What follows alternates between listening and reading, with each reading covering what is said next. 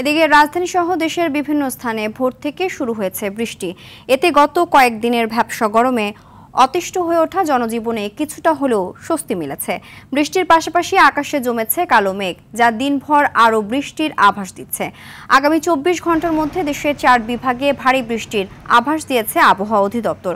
সংস্থাটি বলছে, বুধবার সন্ধ্যা 6টার মধ্যে রংপুর, ময়মনসিংহ ও সিলেট বিভাগের অধিকাংশ জায়গায় এবং রাজশাহী, ঢাকা ও চট্টগ্রাম বিভাগের অনেক জায়গায় এবং খুলনা ও বরিশাল বিভাগের কিছু কিছু জায়গায় অস্থায়ীভাবে দমকা হাওয়া সহ হালকা থেকে মাঝারি ধরনের বৃষ্টি, বজ্রসহ বৃষ্টি হতে পারে।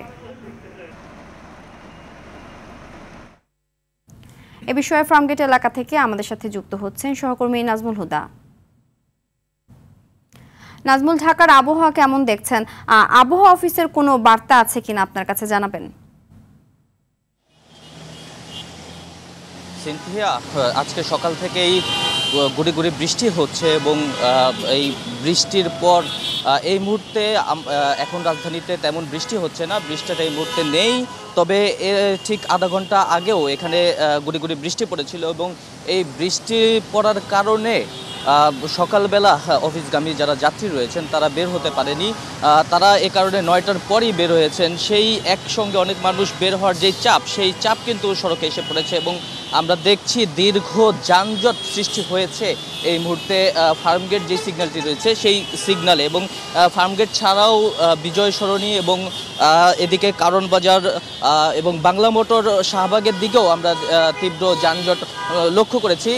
তো এই যানজটটি কমতে একটু সময় লাগবে, যেহেতু এখন অফিস চলাকালীন সময়।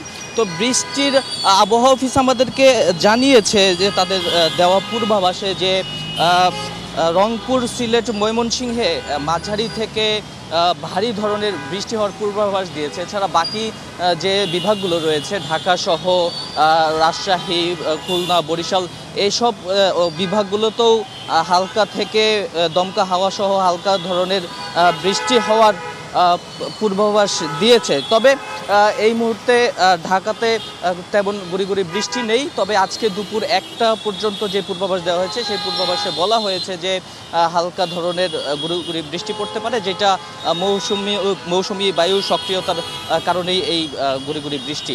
সিনথিয়া, এই ছিল ফার্মগেট থেকে সর্বশেষ। ধন্যবাদ।